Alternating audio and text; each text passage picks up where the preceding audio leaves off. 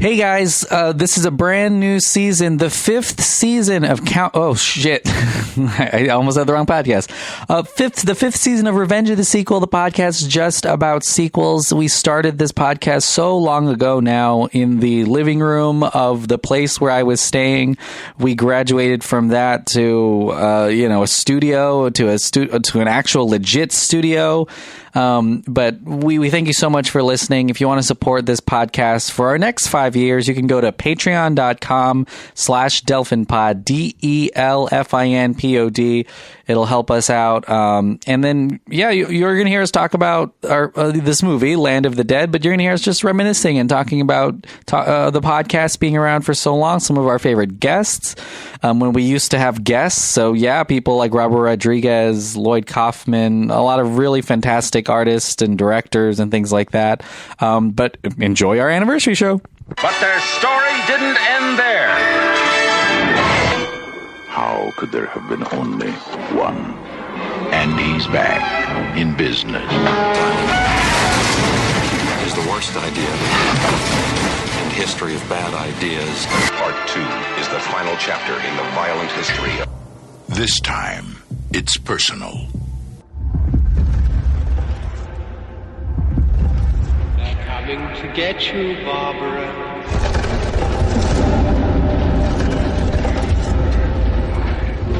The unburied dead are coming back to life, seeking human victims.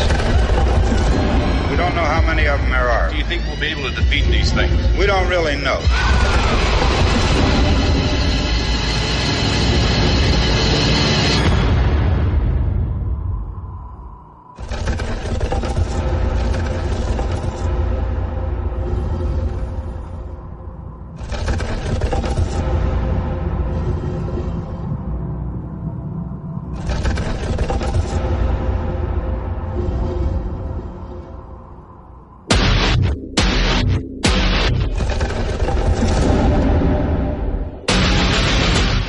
Toward the city. There's nothing there, man.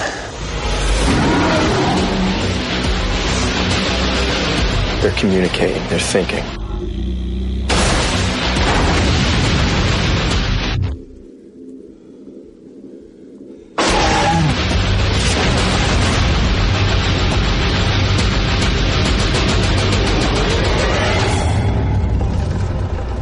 George A. Romero's Land of the Dead.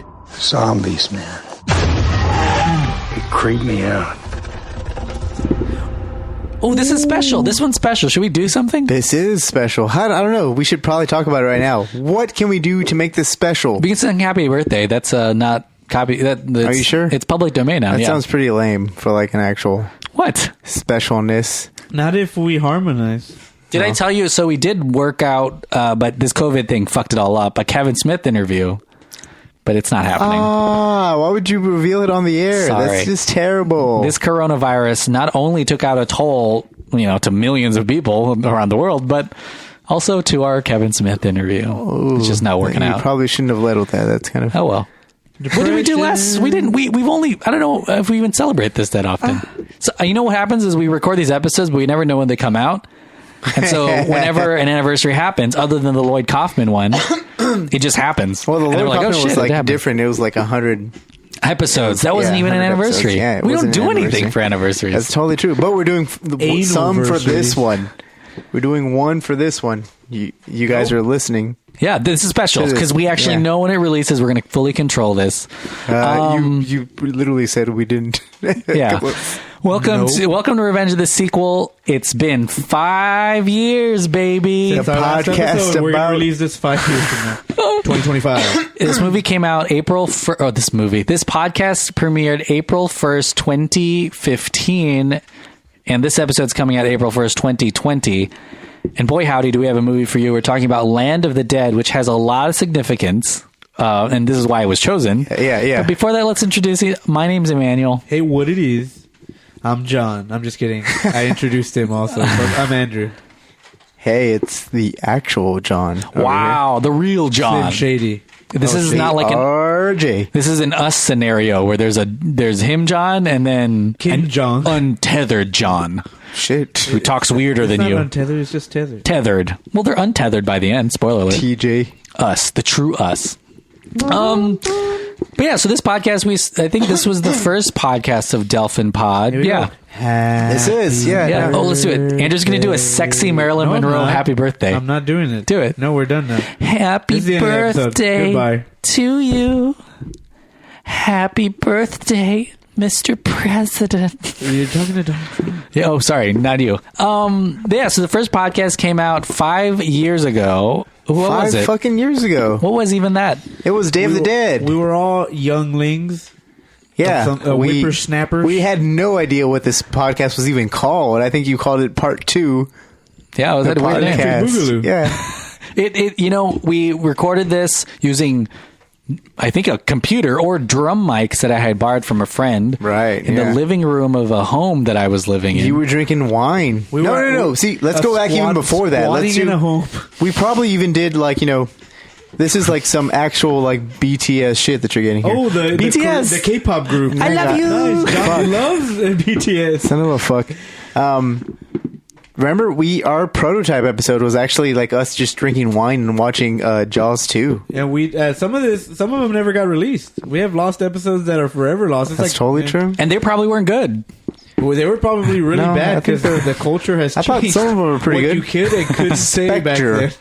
It's crazy. I don't It was an remember. actual- I remember Jaws 2 actually because I remember talking about the fact that Holiday Inn was in that movie. What you doing? Nothing, chilling at the Holiday Inn. Not bad, but you know, I know what you're talking You don't about. like Chingy? It's crazy. So the first movie that we talked about was Day of the Dead, and I don't know what I'm going to go down memory lane. Keep talking, sorry. Wow, this is like a Seinfeld clips episode. Yeah, here we go. Hey, Andrew, do you remember? Another turning point, a fork stuck in the road.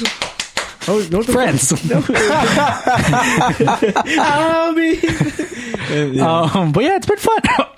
Do you guys have It's been real. I'm kind of dropping this on you. We're going to talk about a movie. We're talking You're about Land totally of the dropping Dead. it. But do you guys have a favorite episode that we've ever done? Well, I'm about to name the episodes we've done. John's gonna No. name all 500 episodes that we released, both No. with Some actual, like, some of the hits. some of the hits, yeah. So we had Mad Max Fury Road Anaconda 2. at one point. Mad Max Fury Road was Yeah. a good. I think that was a surprising one. We watched it in the theaters, and we It's a came sequel? back. and we're like, is it a sequel? We're gonna find out. We didn't, and Yeah. then when we We did watched one, it, didn't we we? were like, "Holy We had fuck!" Jurassic World back in the day. Not my favorite. I think we had a fight on that one. Charlie's We did Angels fight. Full Throttle. Wow, we did that Obviously, one. at one point. I think we also talked about one of the Fast and Furious movies, and that was the one with when F7, I think, or something. yeah, we talked about F7. That was a big deal. You had we had Magic Mike XXL, That one was interesting. I don't, Terminator Genesis.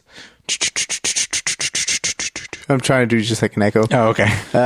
We had Evil Dead 2, which was introduced by Robert Rodriguez. We've had some really good guests. Robert Rodriguez, Ken Foray. Ken Foray. We've had, and then of course Lloyd Kaufman for our 100th episode. That was a good one. We didn't talk yeah. about Tom the movie. Kenny was in here at one point. Tom Kenny. for 10 for- Cloverfield Lane. We actually jump started some of the Marvel stuff. Captain America, Captain American. If you search it on on iTunes, the Winter Soldier. Captain American throws his mighty sheet. That's actually really funny because I feel like just as podcasts, or just the basic podcasting, this was kind of a petri dish for us because we were trying things out. Sometimes we had anal. Yeah, there's a Stranger Things hour-long episode. We did not a sequel, but we would record on the Jaws 3. I remember we recorded when I first moved to my apartment on the floor. I sat on the floor and there was nothing in that room. We recorded there.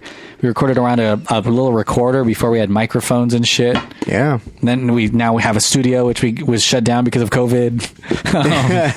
So we're back to Yeah, we've had on the floor. loads of episodes over the years, really. Like, you know, some of those that we just like literally said were just scratching the tip of the iceberg, it looks like. My favorite movie one of my favorite episodes was probably Evil Dead 2. That was a really fun one. Not just because of the Robert Rodriguez being on the show, but I think that was a really interesting and fun sequel to talk about. Yeah, I really like the Dawn of the Dead episode. Not because You guys Ken just picked all Foray. the ones with the guests, you fuckers. Well, no, not with Ken Foray in it, but like It's so fun. We're talking about guests when we used to try on this podcast. Well, Dawn of the Dead Dead is like one of my favorite movies ever. So like, it being a sequel is just like, added sauce to just talk about it here on this on this show. Boss, yeah, they say. I feel like did we talk about we talked about it, some Marvel before we spun off too. Yeah, we had a Guardians of the Galaxy, I think, on here. And I feel like that's like when it came out. That's when we talked about it, right? Like Avengers Age of Ultron was right there. It was our first reactions to the thing. We talked about Force Awakens. That way, Force Awakens, I think at the time we thought that was the Last Jedi. We thought Force Awakens was going to be the biggest sequel I think we would ever talk about. It was a 2.5 hour podcast. We were so excited. A sequel to Star Wars after all these years. How amazing! And then then we now. Oh shit! Yeah. Oh boy, man! Well, now we've hit the low point. But I feel like we've also gotten. I feel like it's fun. We watch these movies anyways. We talk about these movies anyways. We talk about, and that's why we might as well just talk to you about it. Because go back and listen to all those. Those are a lot of really fun. That's how this started. You guys didn't even ask me about mine, but it's okay. Oh, yeah. Andrew, what is your favorite? Okay. I don't have one anymore. Are you looking at a list? Probably, you bitch. Yeah, I was. That's why I didn't say anything. You're like me. I don't remember. So I mean, Drew, my memory is the worst. You're kind of a special guest on this podcast. I used to be on a lot of them. Then you started picking movies like Charlie's Angels, John. Well, you fucking cuss. The Human Centipede. Yeah, exactly. I will say we also did not have a good schedule for this pod. Definitely not. This one was sporadic as fuck. Totally. I think for the most part, it was just me and you, Delphin. Like after a while, the first season of this was okay. Like I think we released 40 episodes that first season. Oh man, the old location that we used to have for that one too. Yeah, and then there was a really long break, and then I think because we had gotten our kind of feet wet with this. When we release Countdown to Infinity and Countdown to Skywalker, those two are tight. Like they have segments. Yeah. They're rolled out on social. Like they are tight. They have they're fucking tight. Again. They're fucking sick. They're tight.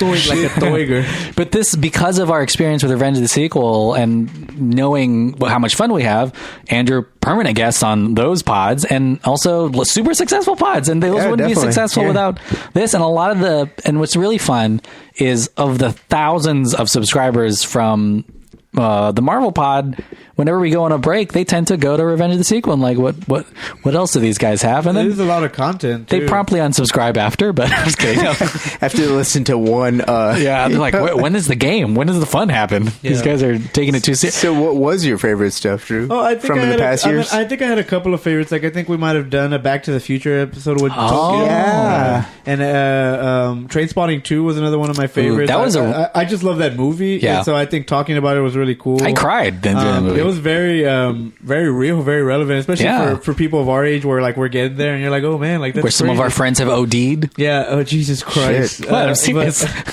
Yeah, I know. That's why I said Jesus Christ. Oh, okay. But also Last Jedi. Last Jedi, I think, was really cool because I'm pretty sure I felt the same way that I do about it as when I talked about it. That was insane. Last Jedi, we were. This was before the internet backlash. We talked about it the day it came out, and we were still going through some of our feelings about the movie. But we ended the podcast with being like, "This is actually." Like, this was good. Yeah, and that's what's so cool about it is that crazy. You can go back and listen to some of these movies when they released, and it's untainted with no taint. Like, they're untouched, unperverted, nubile version. Yeah, from unscathed, still flowered. Now, here's what. Yeah. Just unscathed from other opinions and stuff like that, which is tough to do today because a lot of reviews come out before the movie and stuff like that, and they influence what you're gonna think about the movie, and they kind of important, heighten your expectations. And so it's really cool just to kind of listen back and I think we are a movie conversation podcast. We don't really review movies, and I think they are all opinion. They are. We used to think we were critics, and then if you listen back, our episodes were that they were like, I liked it. I liked it. It was good. It was good. It was tight. Fucking tight. But I think I'll ask you guys this, and these are all questions we didn't plan for. But of all of the franchise or sequels, what's one or two that you think we've missed? We've been doing this for 5 years. Mission Impossible. Okay, yeah. Have we seen Mission Impossible? The newest Mission Impossible was so That's true. pivotal in just the action genre because of how real it was. it was kind We of haven't like talked about any of them, really. Yeah, no. It was like George Miller-esque, like real. Like Yeah. George Miller had people on pole, like those poles that go and actually back and forth. A smoking pole. I was kidding. Guy with a guitar. Yeah, so a lot of his movies are so real, and I don't think we. Yeah. I mean, maybe we'll go back to it. Yeah. I mean, there's a lot of. I think we've missed some horror stuff. Like we've missed Rob Zombie, like 3 from Hell and stuff like And that. in some like, ways, horror probably has more sequels than any other genre. Yeah, it's just after a while, like because Jason, we I think, started has this. more than everybody. We started this in the beginning of the boom of sequels. Now Yeah. it's so much to kind of keep up with. Like I think you actually did do a Jumanji episode by yourself. We went. Oh yeah, that was sponsored by Amazon. Right. Everyone get Amazon if you haven't gotten it already. Damn. And then listen to that Everybody episode. use Amazon.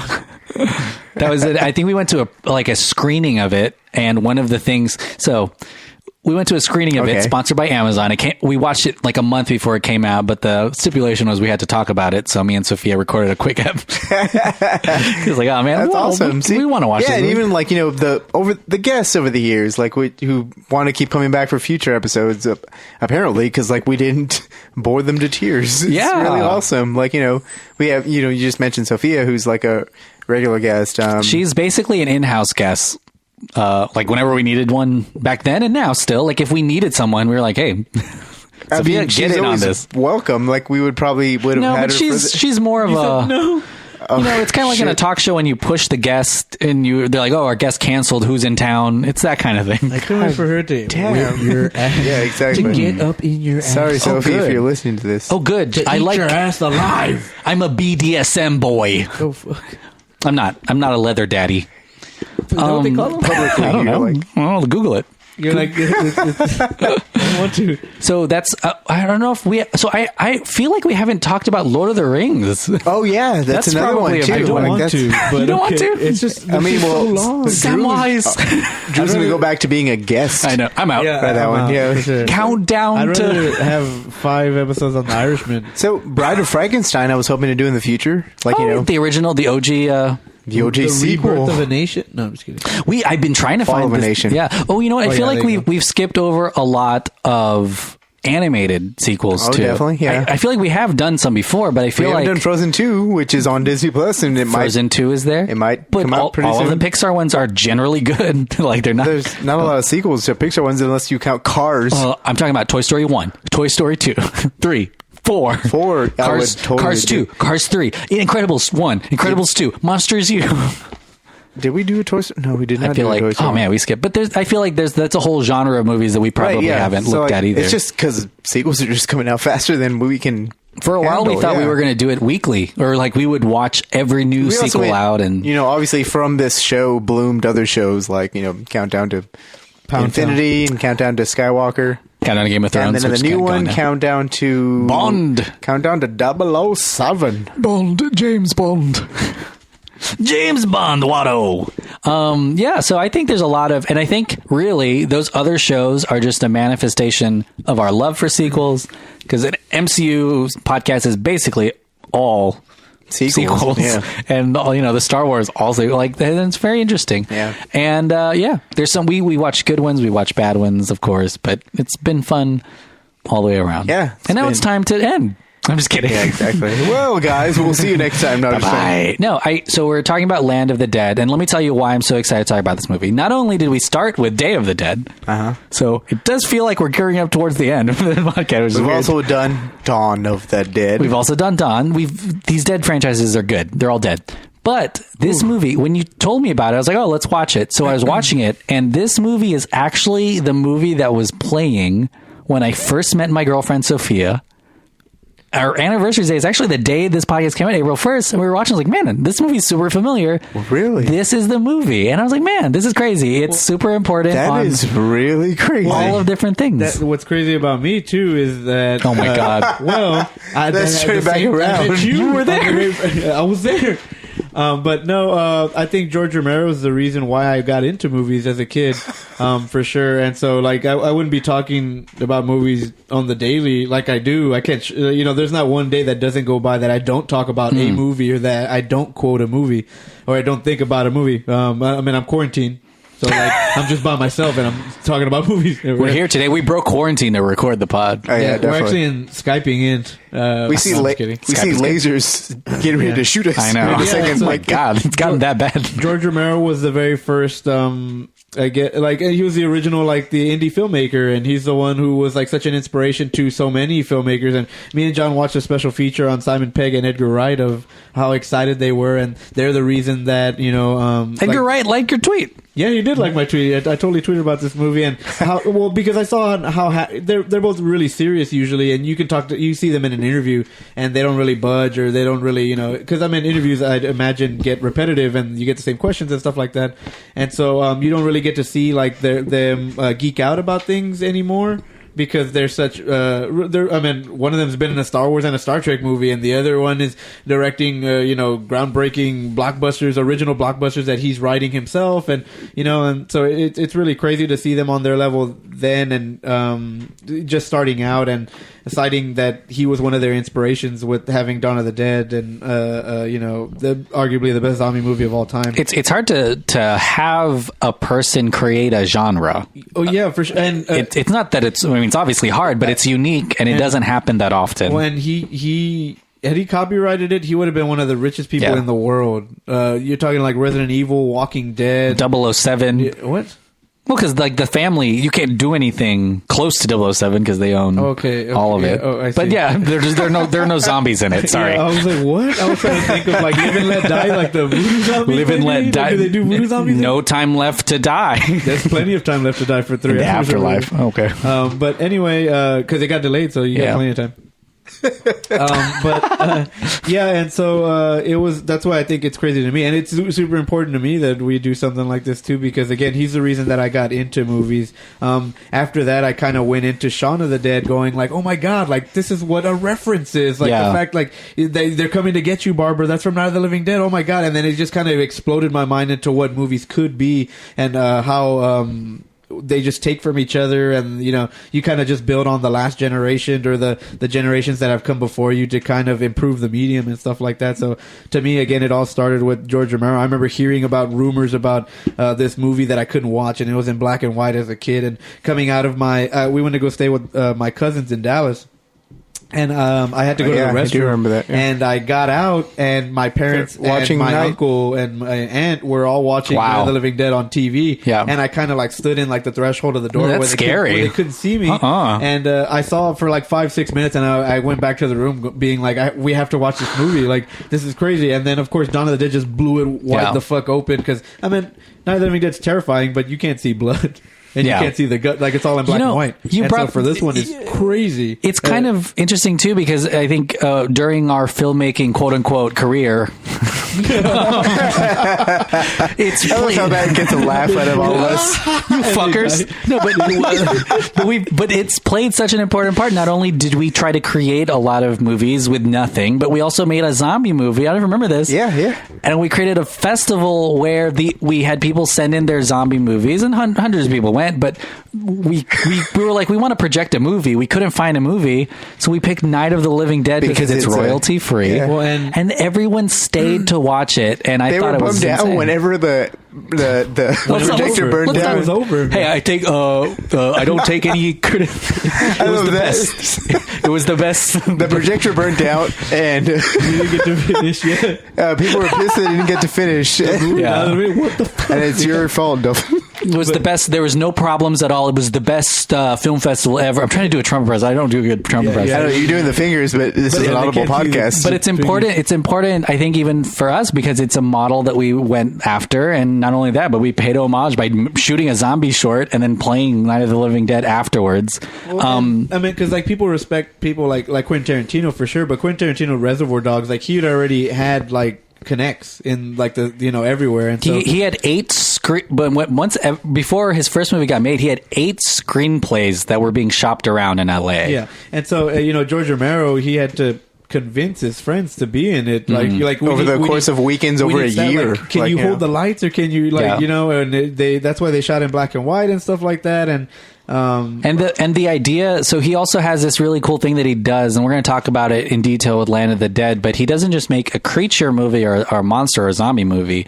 but it always plays as a metaphor for something else. Some sort of satire. Which is... but he starts off knowing what the metaphor is. It's not like old monster movies where now we're looking back and we're like, it could be communism. Like, or, he went in thinking like, this is what I wanted it to be. Night of the Living Dead was racism. Yeah. Dawn of the Dead was like consumerism. This one is, there's some class warfare stuff. Yeah, exactly. Military. Very military-esque. And then this one is the rich eating the poor, literally. Yeah. So it's really interesting and kind of fun to think that was well before the time of, and I mean, he's definitely an auteur, but he created zombies out of nowhere. And there's so many reasons why this is such a good movie to be talking about at this time, but also during this time that we're currently in, we're talking about a virus that's spreading across the globe. It's crazy, yeah, and for quarantines and insane stuff, and zombies don't seem that far fetched now. And even like you get the main protagonist who's all about money and wearing the red tie. Let me try my Trump. Here we go. The best of. And are you doing your best Trump or your best Dennis Hopper? Oh, I don't know. We have a lot of tests. There's so many tests. The best tests. Well, and I really love that. What was that? Was that a Hopper? Yeah. That we're doing this movie because I'm super glad that before he passed, George Romero, that he got his opportunity in the spotlight. Because again, the other three movies, like while they're amazing, he had to, go through the ringer to get them made. And so to see him finally get to do his Hollywood movie and get people who wanted to fund it and get people who wanted to be in it rather than having to convince his friends. You get Dennis Hopper and John Leguizamo, and it's, people, Greg Nicotero returning back 20 years later after he's built an empire of the makeups. Yeah, and he's the showrunner of The Walking Dead and stuff. So I'm really, I was just really so happy to see that Romero got to have his time in the spotlight a little bit more so in this one with a big budget and stuff like that. And man, it's just really cool. That's why I think I like this movie a little bit more for sure. Just thinking about some of the pre-production or things that it was so much easier to make this one that I'm sure than his other movies, because the other ones I'm sure he thought that for sure there's like, we're gonna have to stop halfway, It's an interesting idea for him because you would think that he always wanted to stay independent. That's why his friends are still in these movies and still working on them. But he on the other spectrum, like George Lucas, who created like a kind of a genre, but became very successful with it. Yeah. Obviously copyrighted everything, so he didn't have the same. Yeah, and I'm sure George Romero would have been at the George Lucas level had he copywritten it. Which is an interesting. Yeah, I don't know, whatever. But yeah, well, let's talk about Land of the Dead. Now that we've spent so much time talking about the podcast and how much zombies and how good we are at picking this movie. Fun fact: this is the second zombie episode of the season. So this is season Zombieland 5? 2. Season 5 or season 6? I think this is season 5. Yeah, right, and this is the episode that kicks off the season. I know we've already recorded on Patreon. There's other episodes already. So but this ready. is kicking off on the public feed. So this is technically the first episode, zombie episode, because Zombieland 2. Oh shit! Yeah, recorded. Yeah. All right. Oh fucking. There you go. It's on its way. Yeah. Well, whatever. Coming soon to a zombie headphones near you. Zombie. I feel like I did that last. John's gonna sing the full thing. Good luck. Now you have to stop him. I won't. I love it. Give us some context. Silence. No, I'm just kidding. I don't know. How much? So let's talk about the conception of this movie. Do you guys know why George Romero wanted to come back and make another zombie movie? Well, I think it's the filmmaker's itch, right? It's just like, hey, it's time to make another movie. Like Romero had always had like an idea in his head about doing a Twilight of the Dead, which was kind of like, basically, just a follow-up to Day of the Dead, really. Because Day of the Dead to Romero apparently wasn't the script that he thought it was going to be, because his budget was slashed, early on. So he couldn't do the epic, giant Day of the Dead story that he wanted. So like he wanted to make one more. At least that was the rumor about it. Yeah. So I know that's where kind of Land of the Dead came out, because Land of the Dead kind of had, kind of dystopian themes that were going to be used in Day of the Dead, but Day of the Dead ended up being smaller. And they're themes that, yeah, I think this one especially has a lot of, and I mean, we talk about how it's an increase in budget and everything, right? But it also is one of the higher scope. Right. Yeah. We're not following just a small group of people. We're talking about very big consequences for everybody, for everyone. Yeah. So because now we're going down the line though. So like, Night of the Living Dead happened in this continuity. Apparently, the dead rose from the graves, started fucking shit up. Dawn of the Dead happened, in Dawn of the Dead, if you remember when we talked about that movie, the dead fucked shit up, basically, like on the outside, and so did humans. And it's interesting, we'll talk about the zombies in a bit, but yeah, keep going. Yeah, Day of the Dead, it just got even worse. Day of the Dead all took place in an underground missile silo, like, an underground bunker, basically. Super isolated. Yeah, because the situation on the world front has been really bad. And we have a friendly zombie in that one. Yeah, Bub. It's starting to learn and stuff like that, which kind of plays into this one. Yeah. And now in Land, we are peak dystopian, society. Apparently humanity has learned to live with this zombie menace and have, taken up to fortified cities where the rich live in, the center of town where, a bunch, in a very high class building. And security and money, which is kind of confusing on how money works in such a world, and how the supply chain works. Like, it's very interesting, right? Yeah, and so like this is actually it's chronologically set after all these zombie movies, because we do see kind of some characters from old movies, which we'll talk about in a bit. Well, there's also because obviously all these movies are a lot of times satire and things like that, but this movie is closer, and I don't know if you guys agree, this movie is closer to action adventure than it is like horror. Yeah.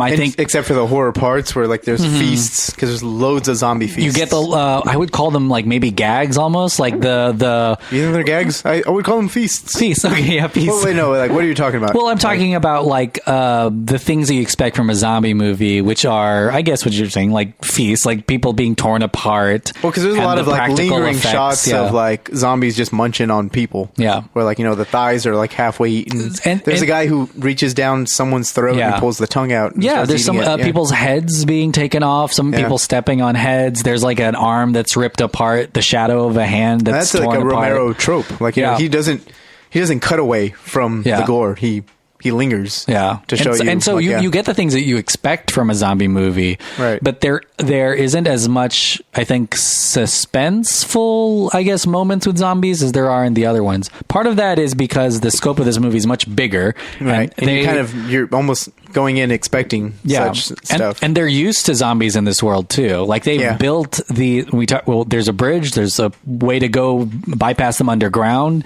They have a wall of electricity. They have Dead Reckoning. Which is like the RV. It's an RV with guns that they can't get into. Yeah.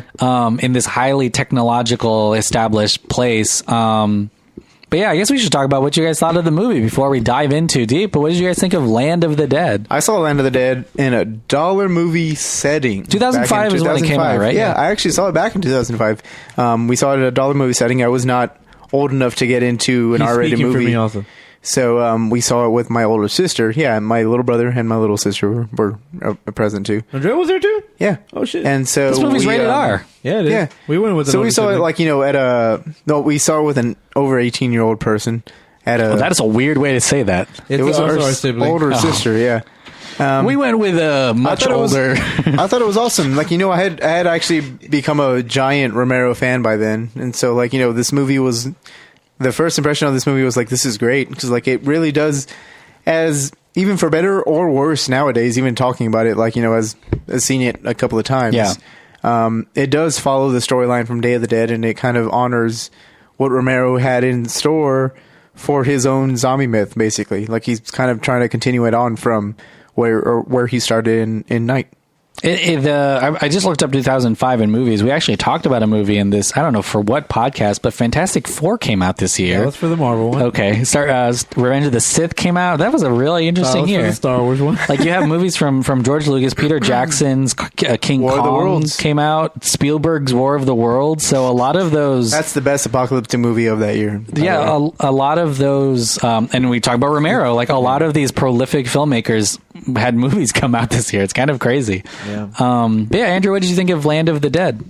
It was cool because I remember being again a big fan of George Romero already at the time, and so I remember following pre-production on this, and I remember it revolved around some sort of big tank, like some vehicle that was supposed to be like the ace in the hole to survive the apocalypse with missiles. They had everything you were supposed to need, and so I remember liking the concept, and I remember he wanted to call it Twilight of the Dead because I guess he wanted another point of day, so day, dawn, day, night, twilight, day, night, twilight, afternoon, delight. Ooh, gonna find my baby, Delight. gonna hold him tight, gonna grab some afternoon delight, rubbing sticks and toes together, making sparks ignite. Imagine that. The thought of loving you makes it so exciting. Sky rockets in flight, afternoon delight. Afternoon delight. All right, we can do the whole Delight thing. of the Dead. It was really, really cool, and I remember like falling in love with the concept of like, holy crap, like that's the next step, like that's what you need. It's like Mad Max with dead exactly, 'cause, stuff. like you figure that a lot of this lifestyle is just like The Walking Dead, where it's like you just got to keep going. Like Yeah. you just can't stop because Can't stop, won't stop. Exactly. Oh, fuck. I got it Shit, before you. Fucking got me, bitch. Fucking shit. But yeah, and so it was. And then when I actually saw it again, like with John in the movie theater or in the dollar theater, as a young kid, I was mind blown because I've always wanted more of it, and I couldn't believe that we were getting another chapter. Are you seeing actors like John Leguizamo and like people and like Dennis Hopper, and like, man, it's so crazy to even imagine that they would have ever wanted to step foot in the universe, and especially someone like Dennis Hopper who has been around in the business for so long. But we kind of watched a special feature on it. And Dennis Hopper was saying that, like, yeah, when Easy Rider came out, Night of the Living Dead came out, and he was a fan. Like, yeah, right and he there. was such a big fan, and so I was like, man, like that's so crazy that someone as pivotal in the acting or movie industry like Dennis Hopper would be a fan of someone like George Romero, who was very reclusive, and he's very soft-spoken, anti-Hollywood. This is his only Hollywood movie. Yeah, and so it was really cool to see it, and again to get its big budget moment. You get explosions, and it's not just in one area like the way Night of the Dark Half might be another. Oh yeah, that's another good movie for sure. But I mean, it's not his baby. Like it's not the zombie thing. And I mean, he's that's why they call him the grandfather or the godfather of horror. You know, there's high expectations whenever it's a Romero zombie movie. And they say it too, where it's like that dude who plays the mentalist, Riley, or what's his name, Simon Baker. Yeah, Simon Baker, the Mentalist. And so I love that he just said like, yeah, the Mentalist dude. He says that like you wouldn't have been able to get away with a lot of that stuff in movies at the time, and the only way they did get away with it was to say that it was a George Romero movie, and they talk so highly of him, and it's almost like he's got his own genre of movies where it's like it's separate from horror, it's zombie specific. And that's the strength of his movies. Is not only do you get the novelty of seeing zombies be destroyed or eating other people, but you know that the movie was going to have some kind of a deeper meaning. Yeah, this one's a little bit. I looked it up. 2005, 13 other zombie movies came out theatrically this year. Yeah, it's kind of crazy. And then, of course, in the years around it, movies like 28 Days Later. Like at this Resident point, Evil, that's Dawn why of the Dead, Dawn of the remake. Dead. So there is so much. I think it equates to like when Martin Scorsese makes a gangster movie, yeah. You're like, well, this is a different gangster movie. Like this is The Irishman. An Oscar-nominated gangster movie. Or if, I guess when George Lucas made Star Wars. But it is kind of like being like the guy who created the thing is coming back to the thing, and there are a lot of higher expectations. Ridley Scott when he came back to Alien and stuff like that. Yeah, we're not proving our points. I think at some definitely point. Not. But that is kind of what this movie is. Whenever. And of course, sadly, we'll never see it again. But Romero, given all the resources to create the movie to say whatever he wants to say. But yeah, I thought this movie was incredibly fun. I think it is the natural evolution of kind of smaller scope metaphor for zombie to this is probably the largest scope metaphor for zombie you can have. Definitely. Yeah.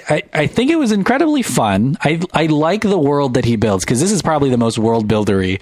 I mean, it cuts definitely, pretty far ahead to where we're okay with zombies. Well, because even during the credit sequence, it tries to catch you up. Like, this is during a zombie apocalypse. Yeah. Like, it doesn't even, it's kind of vague. Like, you don't even have to follow night, dawn, no, or not day. even. Like, It's a very different. During this movie, there's like zombies in bars. People are taking pictures with zombies. There's zombie fights. Like it's an established thing that people are living with, which I think is always something that is a little bit more interesting than the beginning because we've seen the beginning a lot, and especially to see Romero take a whack at that and to think of him to think that. And it's kind of very cynical to think, but basically the people with money and power will continue to have money and power. And obviously it all blows up at the end and whatever, like, but it's... Dennis Hopper has a rant like where he's like, it's my money and I spend it because it's my responsibility. It's a very cynical way to think about it, but it's also not something, especially now that the world is going through a pandemic, once in a 100 years pandemic. It almost feels very like familiar, right? It's incredibly relevant because right now, really rich people can hole up. They don't have to worry about lost wages. They are getting the tests because they have private doctors. And the working class people have to continue working through the pandemic. They can't. I mean, who knows if they're on the front lines? They're on the front lines. Like, it's a very relevant thing that, even though it was 2005, seems like a different era almost than it is now. Right. Because this was made as a response to the Bush administration as post 9/11. And it's the proof in, I think, the long-standing relevance of your movie is if it can be applied, beyond the time it came out. Instantly telling John, like, look, this is Donald Trump. It's so relevant. It's essentially like and it's cool. Like, I don't mean it like it's just one of those things where like they're never going to be on the working class level or our level, so they don't know what's really going on. Because the zombies represent a class in this one too. Sure. If you think about it, John was so smart, even lower than low class. Exactly. Yeah. So it's Parasite. Like because it's like the lower class, and then you have the middle working class who break their humans, backs, and so the lower class are the zombies, and you even see Simon Baker's character Riley let them go at the end, like they're just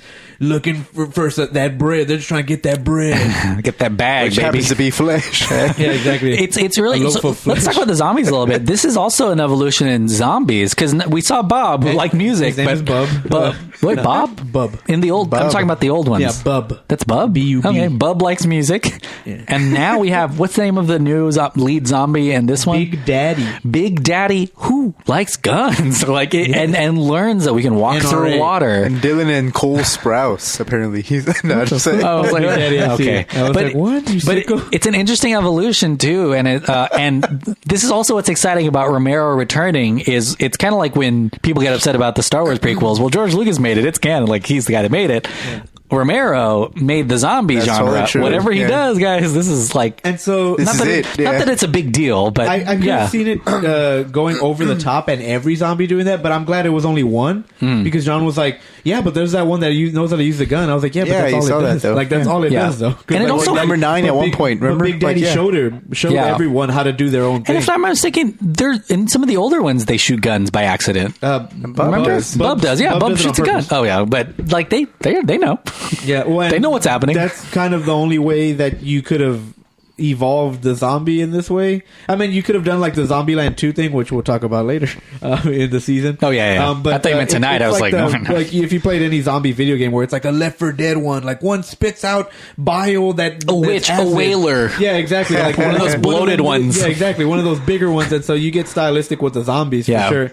But since I think he's the one who originated the flesh-eating zombie, I think he tries to stay true to that, and he doesn't try to make them more or less than that. And so it's pretty cool to just have one, because he said it in Dawn of the Dead, where like, why are they coming to the mall? Well, because when they were alive, it was a big place for them. Like, it was an important place. And so the mind is coming back to that place, subconsciously. To the routine of the, yeah. And so it's the same thing with that, where you see the zombies playing in a band. Or that was a fun part. They're trying to be normal or whatever. You like that? Well, that's the interesting thing, because if you've ever played any kind of horn instrument, you know it's not just breathing. You have to do something with your lips. That zombie is just I was like, damn, that zombie's playing the tuba. Yeah, he's doing good. It's not by accident. His lungs are blown out, probably. Like, they don't work anymore. He hasn't needed There's to no breathe air forever.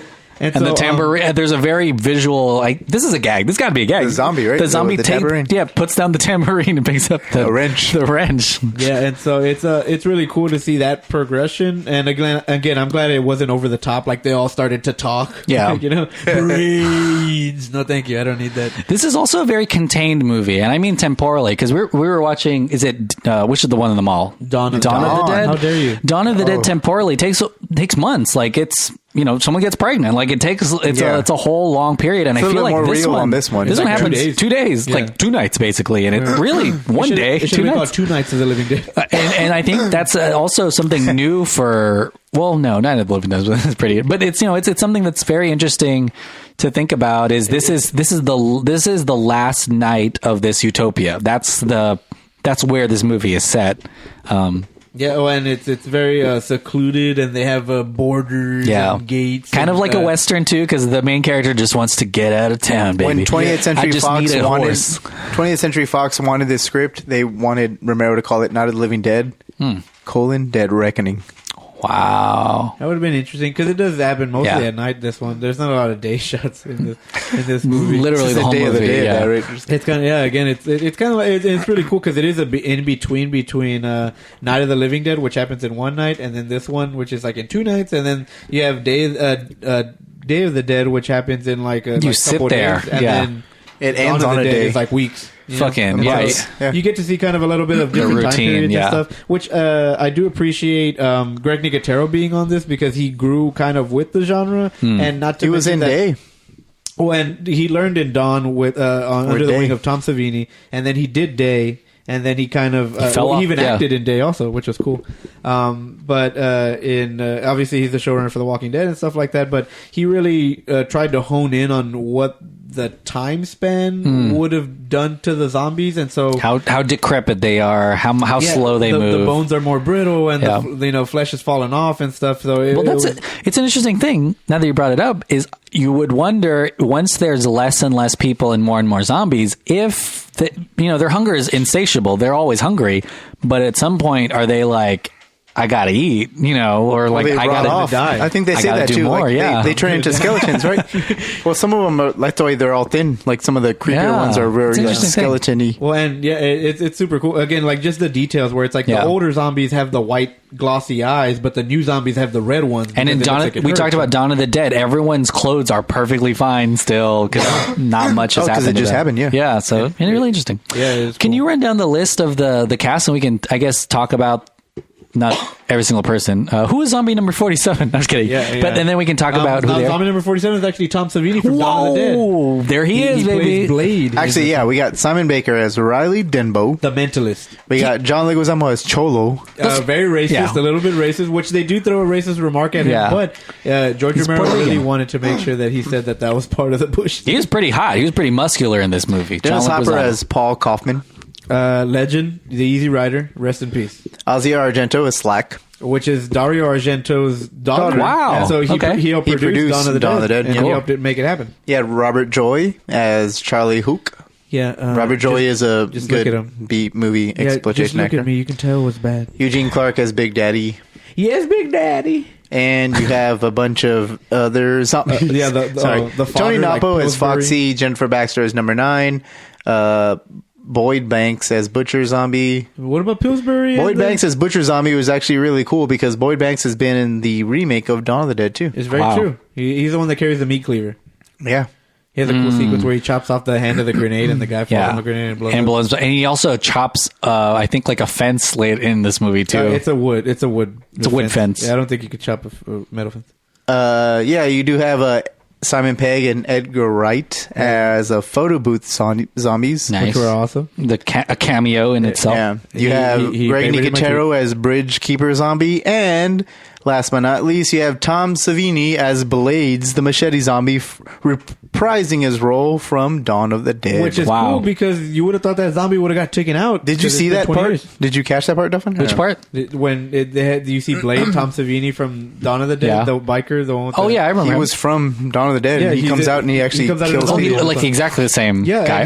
He he's zombified down with his machete. He died at a mall a couple of years ago. He falls off he's the one that comes. He falls off They of. snipe him off the roof, and he falls. Yeah. Well, and I he died. You know what I thought was crazy is that in that sequence where Blades comes out as a zombie, his machete is still sharp as ever. I was like, holy fuck! 20 years later, been sharpening it. He hung up to his. He like chopped some dude in two, and he doesn't have any muscles because it's been unless it's not sharp, and he just he could have used a butter knife. Oh fuck! But yeah, what did you guys think about the main character? There were the two of them, Mentalist and John Leguizamo.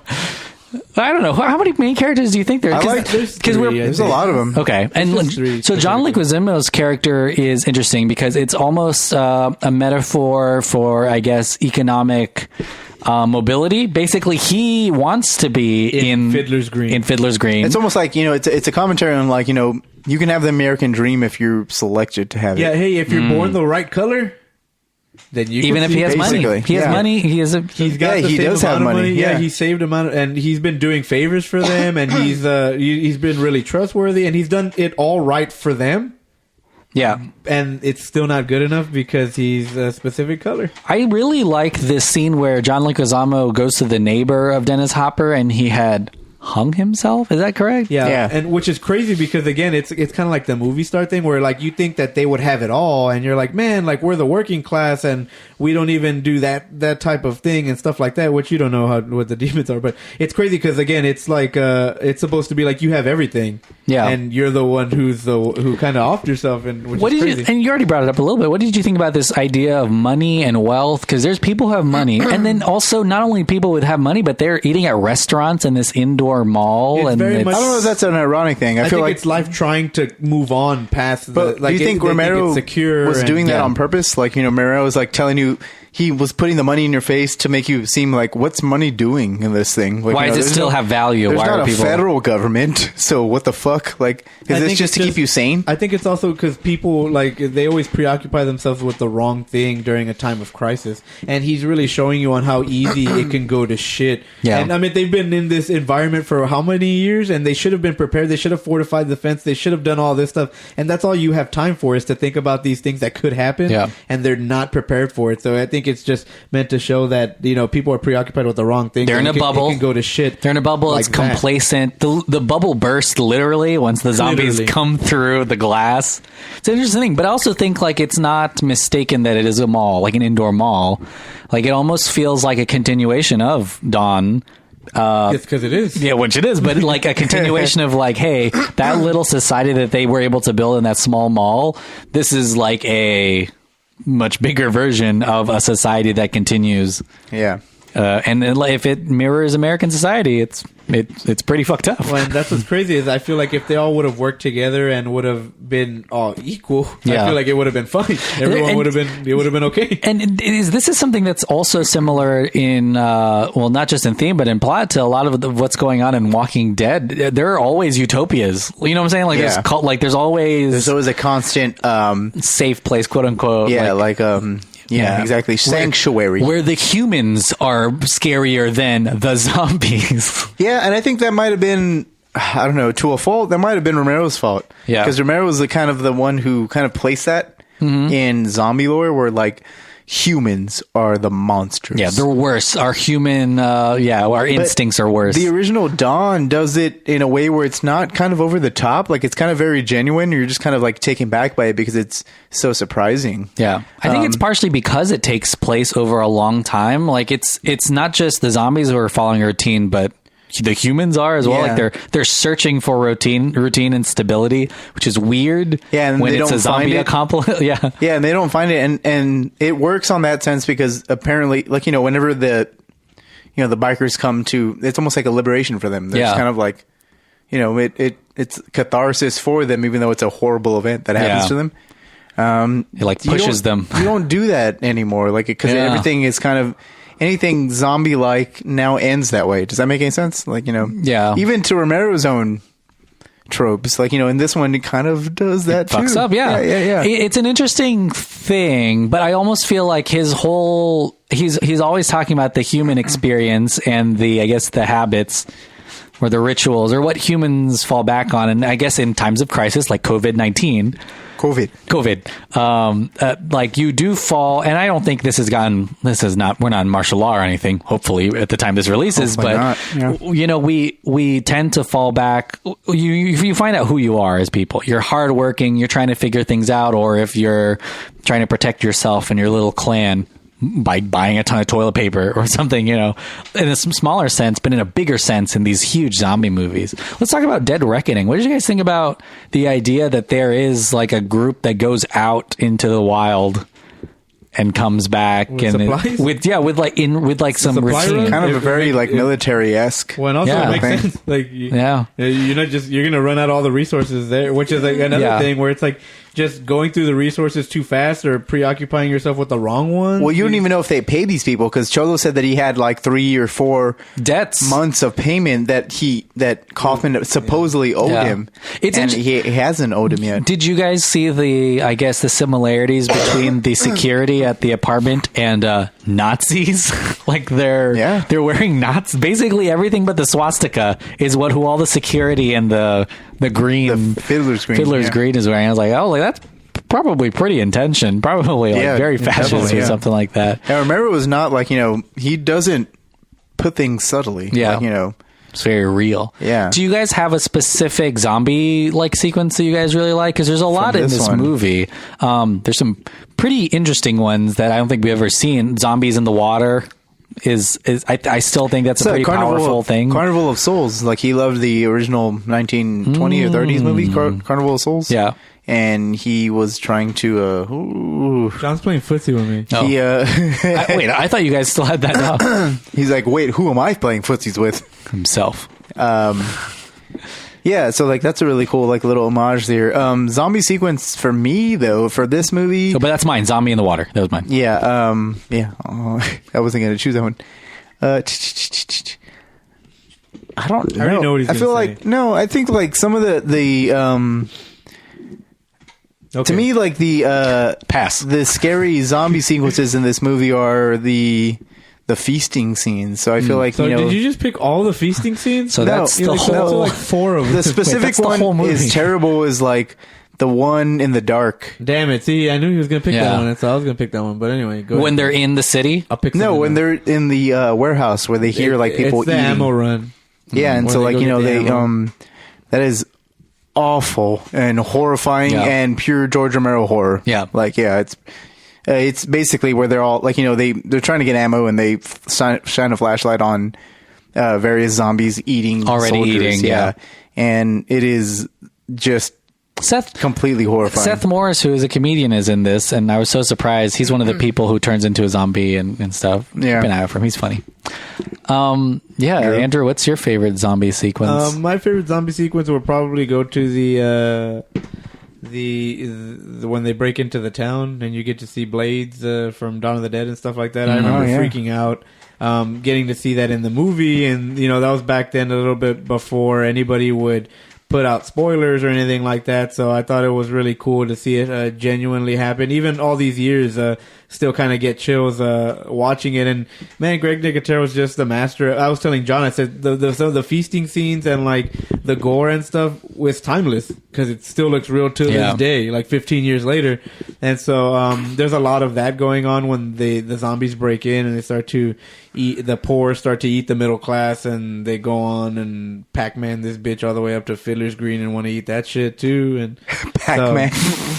Yeah, it's eating That's everything exactly inside. what they do, yeah. Yeah, eating everything inside, eating ass, eating millennials. Fingers, eating face. Well, man, there's a really cool sequence when it's before a cut, and so it just shows a hand sticking up. Oh, I know that one. Yeah, tearing it apart. Yeah, tear it down the middle, and you're like, holy crap, that looks like it hurts so someone bad. Peels a face back just from the upper lip. Man, that was good. Yeah, good stuff. And there's also a zombie whose neck snaps, but not fully, and so he's still alive. It's fucking weird. Yeah. Oh, yeah. You know what I'm talking about? It's hanging hanging by a tendon or something. It's the nerves or whatever. And he's able to still bite. Yeah. And so, fuck. Oh, gross. There's a really cool sequence where like there's a zombie shoving the hand in someone's mouth and pulling out his tongue, like all of his tongue, and you're like, holy smokes! Like just describing some of this is awesome. It's fucking wild stuff. It is definitely still wild, and so that's. I guess the most pivotal zombie scene is when John Leguizamo comes back at the end as a zombie to take out his revenge. Calls him a spink.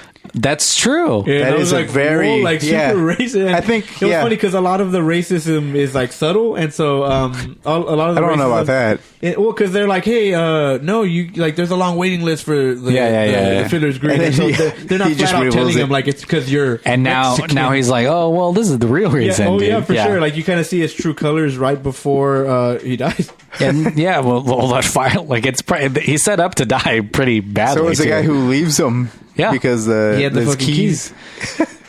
Kind of who runs off. Yeah, that is interesting. Dennis Hopper's running away with money. What's he going to do with that? That's exactly what I was telling saying. John. Yeah, funny. it's like, to be honest, a lot of people in this movie are pretty stupid. Yeah, crazy. There's also this. And I think this is something that's probably going to happen in all zombie movies. The farther and farther and farther along you go across the evolution of zombies and how long it's been since the initial bite or whatever. But he also talks about going north. I think that's what the main character wants to do. To Canada. And Dennis Hopper's like, there's nothing up north. Like, it's a that's very... the point, he says. Although he's taking his money up there for some reason. Huh? But it is an interesting thing of, in that way, it feels a little bit like a Western of, we got to go. And that comes in Zombieland too as well. And again, it's very, like you see one of them is taking money. Yeah. And Riley is like, I want guns, cars, and because I'm about to ditch, and so like one of them wants the essentials and one of them wants something that's genuinely worthless because there's no gold backing up this money that you have, you know. It's crazy. There's even I think he even says at some point, I'm seeing a man about a car, which is something that comes from Western movies when they say I'm seeing a man about a horse. They stole that. Well, and maybe the part of that was I don't know.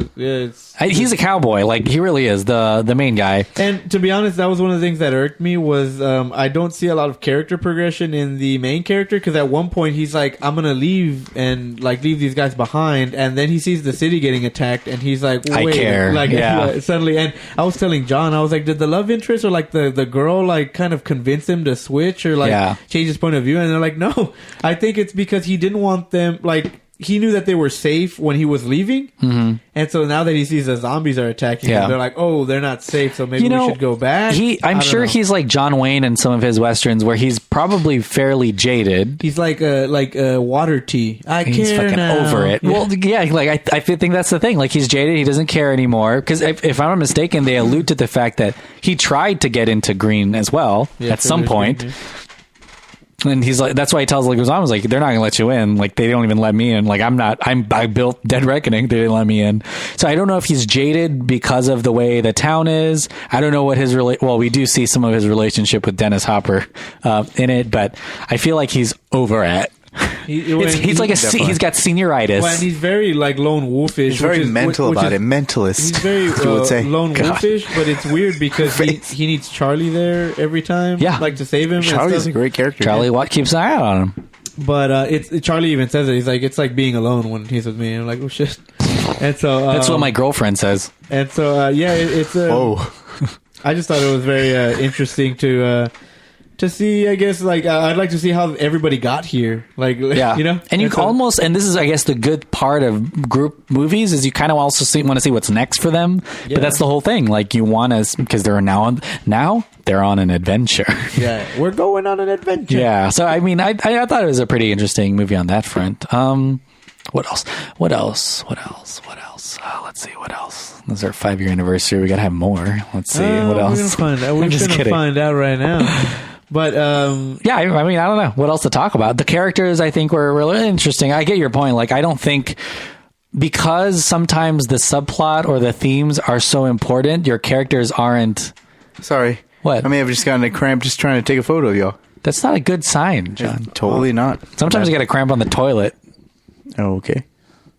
But I feel like at a certain point they're just trying to push a lot of the plot, through you. You're only the means to the next thing as a character. This movie is by no means perfect, and I think it's funny because people talk. While George Romero is the innovator and the creator of zombies, I think people think that he can do no wrong when he's doing one, which kind of is not the case because I've seen Survival of the Dead, and that one is not that great of a movie. And so, but this one definitely has its moments where you're kind of like, oh boy. Yeah. Like you're rolling your eyes, or like Big Daddy's trying to kill him with like the gas, and you're like, oh, he used to pump gas, and you're like, no way, like I don't, I hate this, like that not great. Yeah, and so there are certain things like that you kind of roll. I forgot about that, but now I'm like, oh yeah, he did poke him. Yeah, and I was like, no way, and he even throws like a fire can down there, and the gas is the thing that kills him. Is that his ending? Is that Big Daddy's ending? No, he just kind of walks off. Remember, he leaves. Yeah, this is what I'm saying. But he kills him, and it's almost like, which is weird because he was kind of like a hero, and like he's the one who took down Dennis Hopper. But the whole time, that's what he was trying to do. It wasn't John Leguizamo who did it. It wasn't Riley who did it. Interesting. It is very, super interesting. But yeah, and again, by no means perfect, but still a super enjoyable, big budget zombie romp. Mm-hmm. That is, again, I think he was due for it, and he was. Greg Nicotero says it that everyone tried to do the best that they could because of George Romero. Like it wasn't because out of some sort of self-righteous or they weren't trying to put themselves ahead, or they weren't thinking of themselves. They wanted to make a genuine, good collaborative George Romero movie. Yeah. I think that's what makes this movie special. Is it's still very much attached and a continuation and a part of his older movies, but it's just like a bigger, better. Not better. Bigger. Yeah. Not that it isn't good, but there's some pretty good ones in there. But it's a bigger walk back. It's a bigger movie. It's really cool to watch George Romero on a studio level. And I feel like, because now we're kind of zooming out a little bit, and if we're talking about zombie movies, I feel like because George Romero has a blueprint for the original and his zombie movies as metaphors, people are now just trying to figure out where, if they were to make a zombie movie, where they fit in that. Does that make sense? Yeah. Like you have 28 Days Later, which is a very different zombie movie than Zombieland, right? Or the Walking Dead series, or what's the one that Brad Pitt produced? World War Z, which is like a very different movie. So I think as a genre, still very. I don't know if you guys think it's been used too much, but it's a genre that's everywhere. But I think people are just trying to figure out I think we watched that Paris one too. That was like probably as toned down as zombie movie. The world eats the night. It's like the smallest. The night eats the world. Scale. The night eats the world. I guess it's not the smallest scale, but it's it's a very small scale. That one's a horrifying movie. 2 years ago, if I'm not mistaken, the Sundance Best Drama movie was a zombie movie that takes place in the forest. No, I can pull it up, but it was a very interesting movie. But what do you guys think of zombie movies as a genre now, I guess, and then looking back? I think that still, I think they might be a little, as far as like too much how to catch people's attention. Oversaturated. Yeah, Walking Dead peak. I think the market is definitely oversaturated, but like I think the zombie movie genre is a good way, or it's a interesting way to show people how to deal with death, because it is a very, at the very end of the day, it's very macabre. Yeah. It's a very, it's very much that it's the way people kind of like perceive, the way death happens to them, because like, especially in very epidemic stories, like, the giant ones, it shows how the world will panic and stuff like that. And I think that shows the world's anxieties, but I think that's huge. Romero, and the way that Romero presents it though, it is, sometimes in horrifying fashion, it kind of does a reflection of what's happening, but it still gives kind of like a tongue-in-cheek tone to it, because he does know that it's a movie and it's cinema. Yeah. And, it's such a good hypothetical that isn't as hypothetical it's anymore. Almost like they're cautionary. I mean, they were. Yeah, they were hypothetical, but now we're literally seeing society break down. Cautionary tales, which actually made them like, almost like, very horrifying movies, almost in the same way that like, other movies would get to you, like so like I think these might be the standard. Like I was going to compare them to other movies, but like no, like these are the movies that kind of like scare you to your core, because like whether it be the documentary style of Night of the Living Dead or Shaun of the... No, I'm just kidding. No. Or like, the comic book, but yet disturbing style of Dawn of the Dead, and then Day of the Dead, the very bleak outlook and stuff. Like, those are the horror movies you compare to, not so much like you compare others to. So I think of the fear of society and how it projects, not just in zombie but in other horror things. Like in the 50s, there was so much like nuclear fear, so you got all of these movies that dealt with that, and now it feels like our fears are based more in whatever cynicism or parts of society will break down. I'm interested because we're living in such a hyperbolic, dramatic time now. I mean, we're literally I feel like this is so ripe that we're talking about a zombie movie, because now we're forcing the working class to continue working during a global pandemic, and there's something really weird and macabre about that, just in general, right? Yeah. Especially if it fits into a zombie. We're talking about, you guys both use the word macabre. I know, because he said it. Now I want to use it. You got to say it now. But macabre parrot. We're very big fans of Guillermo del Toro. Mood, baby. But I think that's why it's so relevant, because we're talking about right now, bailing out the economy or like big businesses during a global health pandemic. Like, there's all these things that I think Romero would do so well to point out in a zombie movie or whatever. Well, and does that make sense? Like, it's so relevant. And the zombies represent the force of nature that gets you while you're thinking of everything else. Yeah, it's like the Game of Thrones thing where like they're worried about fighting the families, but the lingering threat is the White Walkers constantly there. Yeah, and so it's nature. They're making alliances. They're trying to, but also we're acting like class warfare will be solved. Yeah, and it's always going to be a thing. Yeah, like, people always wanting to be at the top, and people always wanting, wanting a little bit more of equal whatever, And sometimes they step on people to do. Yeah, exactly. And so people are always going to be after their best interest, and that's one of the big things that Romero's always done with his zombie movies. And I think that every zombie, not even movie, book, fiction, whatever, that's done today, takes from it, and it's that people are the worst enemy. Like, you're worried about the zombies, fine, but the people are the things that are getting how the trouble. Government and how what would be a good movie to watch right now? World War Z. I know it's not a sequel, but think about that. And now World War Z, there's a big focus on the countries that just cut off their borders to keep people away from getting them sick, like Israel and stuff. And that's literally something that countries are doing.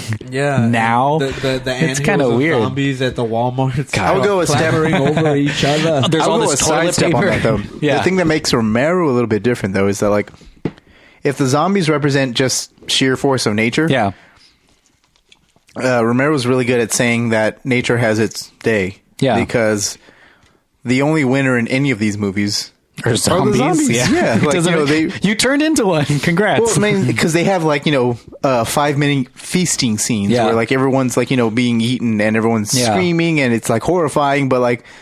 It's futile. The only people, it's almost, just like, it's almost like, why do you resist? Because it is happening anyway. You killed 100 zombies, but it only takes one of them to turn you, and it's kind of crazy, because you're right. Like, this movie, the false sense of hope, or not even hope, but just security in this place. Yeah, they'll still eat you. It doesn't matter. They may have been safe for 10 years, and it only took, one fucked up night. Minutes. To be honest, almost all the zombie bites in this movie happen the same way. I don't know if you on the hand. Where it's like, I killed one, and then they turn around, they're like, there was, you forgot one. Yeah, like that is, that's true. Ninjas too. Like, you didn't hear them shuffling, or you didn't hear them,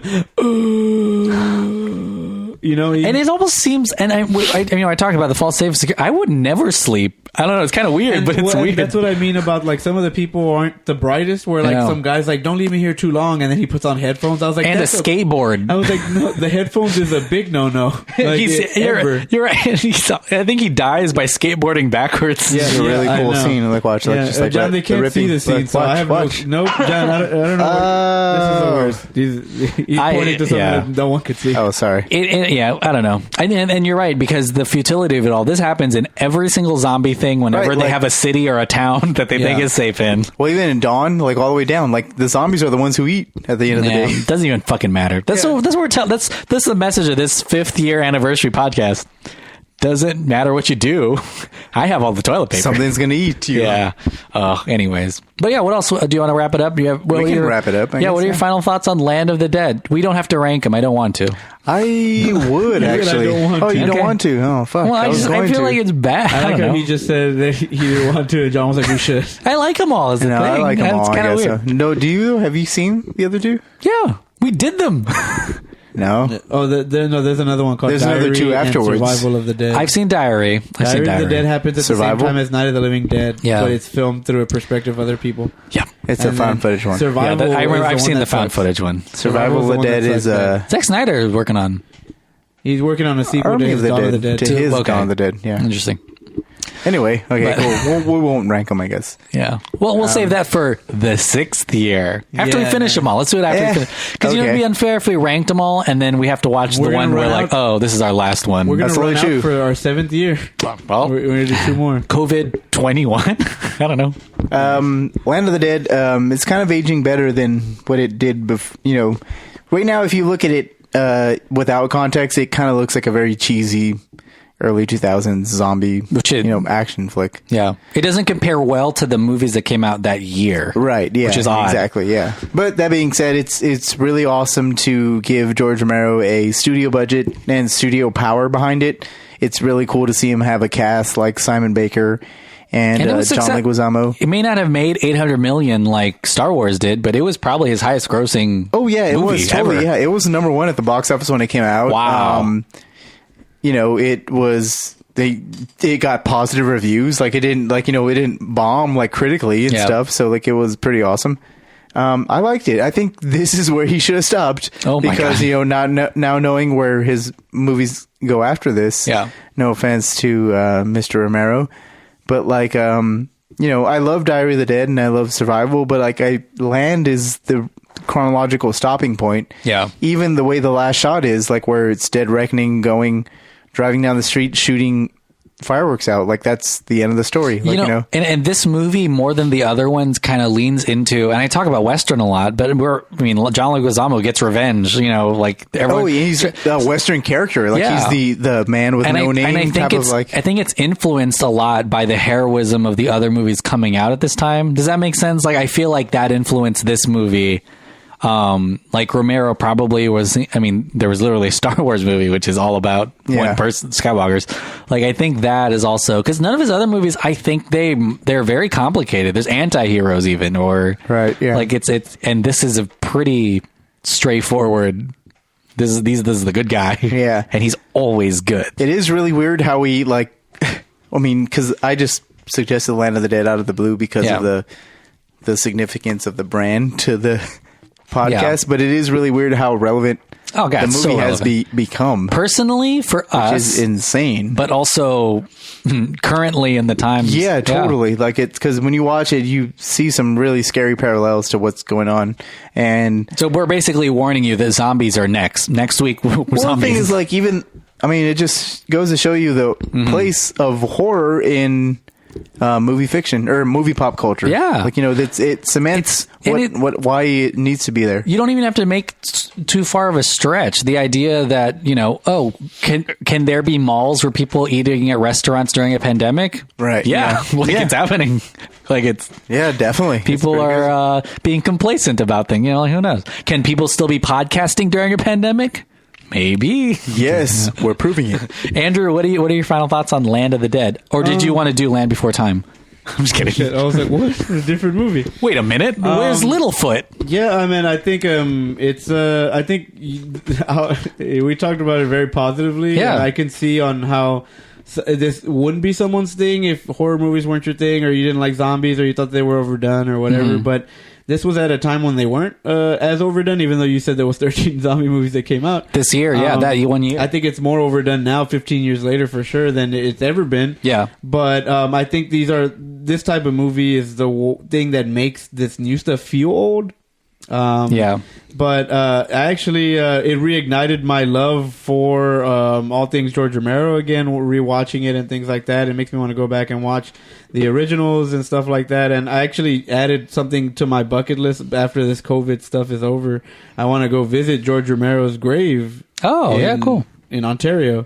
And I think it's kind of fitting, a little bit morbid, I guess, but I didn't get to meet him when he was living, and so now maybe I can go see him when he's the fuck. Yeah. What are you trying to say? Yeah. You went a little weird. That direction in your sentence was probably not a fork that you wanted to go It's like a pilgriage. Like yeah, it's exactly. I can see him in his final resting place. Why don't you just go meet the closest Tom Savini or Nicotero? Because they're not George Romero. Okay. There you go.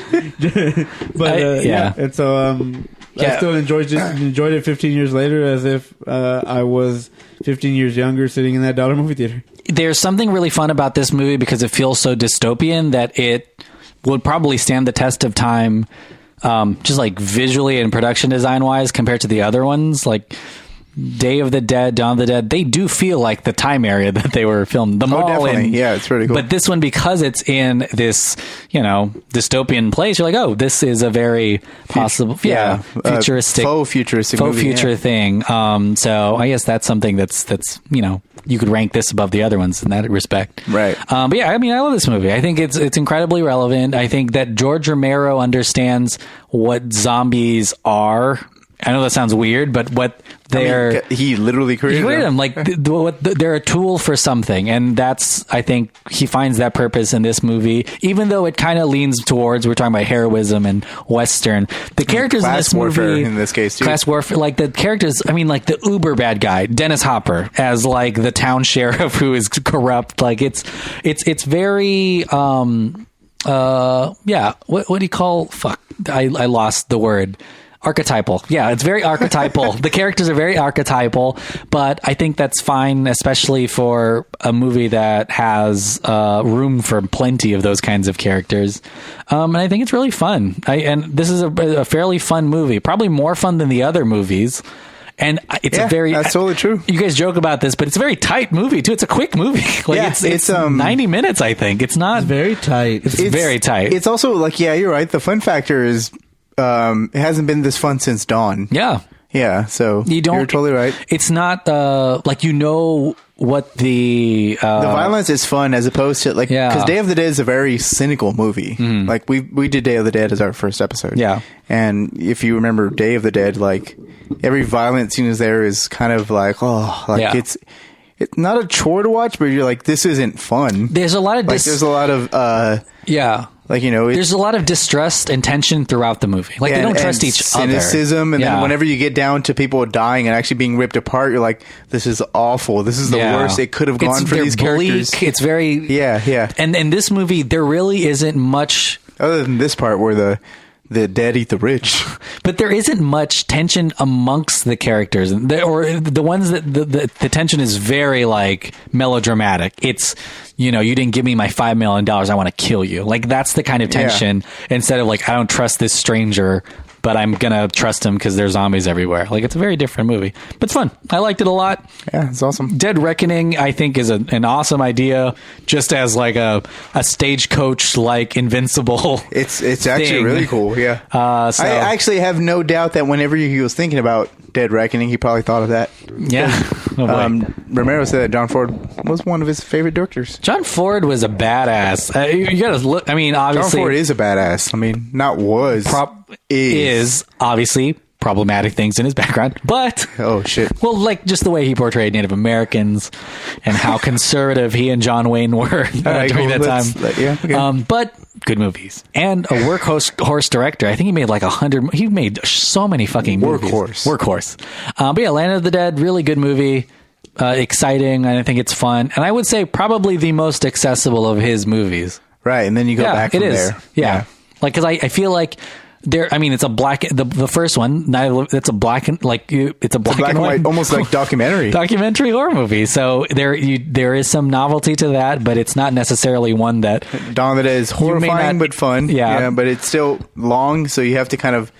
Yeah, you have to kind of like that. Yeah, it breathes the most, I think, of any of his movies. Yeah, it does. Yeah, and this one is, I think, a template that is more similar to a lot of action adventure movies most people like now. So, but yeah, cool. All right. Well, hey, Well, howdy. 5 years. Wow. 5 years. motherfucking years. 5 more. 5 more. Are we at a Trump rally? What? Oh, shit. I'm just kidding. Oh, that's like illegal 5 years. Who knows? But yeah, what do you guys have to plug? Do you have a Dead Reckoning in your shop? I will buy it right now. Can you imagine? Andrew? That would be awesome. I wish. Let me see if you can even, how much it would cost. And there's been a lot of... You're going to actually build a Dead Reckoning? Yeah. Well, because there's been a lot of tries for people to try to carry on Romero's story in the universe or the world that he's built. And so there's actually quite a bit of comic books of like, hey, these are sequels to like, the world and stuff. Yes, the sequels to Night of the Living Dead, yes. And so it's pretty cool. And I actually I work at a comic book shop, H&F. And so if you like zombie stories, we got a whole ton of them for you. Walking Dead. And it's a bunch of stuff that has no choice but to take inspiration off of George Romero because he is the standard and he's the outline. And it's just it was really awesome because as long as zombies are alive, his legacy lives on. Yeah, which they'll never die. It's a zombie on its own. Yeah, they never die. Can you imagine if you do visit George Romero's grave and his hand comes out and grabs you or something? Yeah. I wish, insane. Man, that would be so cool, man. I know. Yeah, it would be really, really awesome. I wish. You said this is the part you don't like about this movie. They can't see it. Also, again, it's weird. Oh, it's the gas so Drew said scene. Because of the way Big Daddy is. Oh, never mind. Big Daddy. John, what do you have to plug? This is coming out April 1st, so it's actually coming out like in 2 weeks from when we're recording. Actually, I don't have anything to plug other than just listen to your Delphin Pod podcasts. Listen to all our fellow podcasts if you haven't listened to them too. Our fellow sister network podcast, if you will. Sister, never knew how much I missed her. So you have Director Showdown, you have the Cover Stories podcast. If they do a George Romero on Director Showdown, it's just zombie movie. Like it's just it's a zombie movie versus something else. Is there another director who's stuck to one thing? Oh no, Wes Craven. Okay, good. You got it. Well, it's just horror. You win. But not even just horror, but like genre. You're talking about a genre? I don't even know. That's a good idea. Because all of George Romero's movies was not only in just one subject, but the same world in a weird way. Does that make sense? Like, I mean, he was always pushed back to zombies, but he did do other stuff, like Martin and The Crazies, which is kind of like a zombie movie. The Crazies. I forgot about The Crazies. Huh. And he also did like, interesting. Yeah, like Monkey Shines and The Dark Half. Well, it'd be interesting to go back and see who like created Creep Show. Yeah, Creep Show, which is pretty cool. Maybe at that time you could only market yourself as like what you did. Like, oh, he's the guy that does this kind of movie. Mm-hmm. And now it's very different. Do whatever you want. Yeah. Anyway, listen to those podcasts. Listen to us too. We do have some very, obviously, like within the no jokes aside, like, the situation that's happening to all of us is very serious. So if you're listening at home, we have some really cool things that we just released from behind the paywall. The paywall. Right, yeah, so that we can keep you occupied. You listen to a lot of cool shit. Whether or not you agree with us, please let us know. I'll go through it. Yeah, I'll talk about specifics in my... And, we're going to keep trying to do this for you. We have a lot in the bank. Shine. Yeah, we have a lot in the bank, and also we're not stopping anytime soon. Yeah. So that leads into my plugs. We have already banked 4 other episodes of Revenge of the Sequel, so keep an ear out because all that's coming out. But if you don't want to wait, it'll be on patreon.com/delphinpod. patreon.com/DELFINPOD. There's so many episodes of shows that are on there that you can get ahead of time. A lot of it's exclusive. We have a movie trivia game. Movie trivia game that is there exclusively on patreon.com. It helps us support the show. And I know that during these times, who knows, we may need it more than regular. My startup may be out of existence here soon. This is wood. Yeah.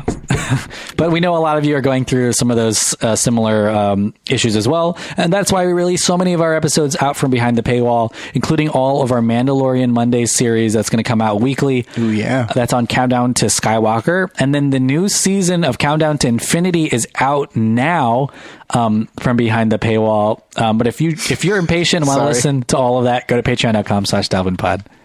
But that's pretty much it. Did the mic pick that up? I don't know. I have no idea. We'll have to see. But hey, thanks for listening. If you've listened since episode 1, wow. Yes, this is crazy. We're wow. What episode is this? We stopped fuck. taking. Yeah, I don't know. I'm not even taking going to look. note. Yeah, I don't even know how to find out. this is so crazy. Yeah, guys, thank you for listening, and there's more on the way. So here's to another couple of fucking years and Yeah, shit. and tell us what you like. Do you like guests? It's hard to get guests. It's a lot of work, so I haven't tried. To be honest, in the last couple of episodes, it's just been hard to record ourselves. Yeah. So because we're basically recording 2 or 3 shows all at once. all at once. Yeah, exactly. Fuck. But Fuck. it is. I mean, it's crazy that to think that we've been talking to you guys for 5 years because I wonder how many hours of. this is insane because this is still a hobby for me and it's awesome. And this is episode 123. Drew does this as just kind of like on the side, and it's like he's been doing it on the side full time for 5 years. But he's also a workhorse because he full seasons of Skywalker and Infinity. That's what's the have come weirdest out thing too. about it. Is like we've been actually doing this for a while, and it's all thanks to this podcast. Yeah. Really. It's one that started it all. Fuck, it's kind crazy. of. The OG. The OG. It has forced us to spend time together, which is nice. Andrew and I took a trip together. No Yeah. hope. Yeah. Yeah. It's true. To what? Nothing. But yeah, so. And we watched movies, watched a lot of movies. That's really nice. For sure. I look forward to it. Loads. And as long as these movies keep getting made, which at least at this point may be the end of movies. I know, yeah. Like I feel like we bit off more than we can chew I know. by picking a sequel-based podcast. It's kind of, I don't know, and this may be a conversation for later, but there's going to be this weird backlog of movies that are going to come out at the same time or like straight to streaming. Because of all this. yeah. This is weird. A whole month is lost of movies. Birds I of know. Prey. Yeah. Did we do a Birds of Prey episode? No, we haven't done gotta do Birds that. of Prey. It's going to be streaming like in a day. Frozen 2. Nope. I've seen Frozen 2. I know you Is it would. good? There's more world building in Frozen 2 than I think any of the sequels. You're like, It is- anything that Romero did. Here, this isn't spoiled, but in the beginning of Frozen 2, Whoa. the mom and the dad sing these songs that basically like, oh, when I was a kid, we'd always talked about this, like Did a you legend. spoil it? No, and then they're like, oh, the Choose, dad like, was like, space. oh, I don't here's wanna watch another. anymore. There's so many stories that are told in the beginning that I was like, I gotta write down all these. It's like basically like Lord of the Rings style world building happens in the first 5 minutes. Well, now I That's don't pretty watch it. awesome. Well, and I told Sophia, I was like, this is for kids. Like, how the fuck are kids going to be like... Do they have notebooks filled There's up? all these random... which I think is fine, but whatever. Onward was really good, too. I know it's not a sequel. It's going to be released Yeah. pretty soon. Onward was pretty good. And I got to say, though, that's also something very specific that maybe is a little bit too much world building. I don't know what's going on with these cartoons. Like, They're very much not for kids anymore. We Yeah, got they're Dr. like- Sleep coming up, which is pretty cool. that one's for kids. I'm just kidding. Yeah, let's do Dr. Sleep. That'll be a good one, too. All right. Well, Bye. we'll see you in another 5 years. Yeah, guys, stay safe. Stay safe.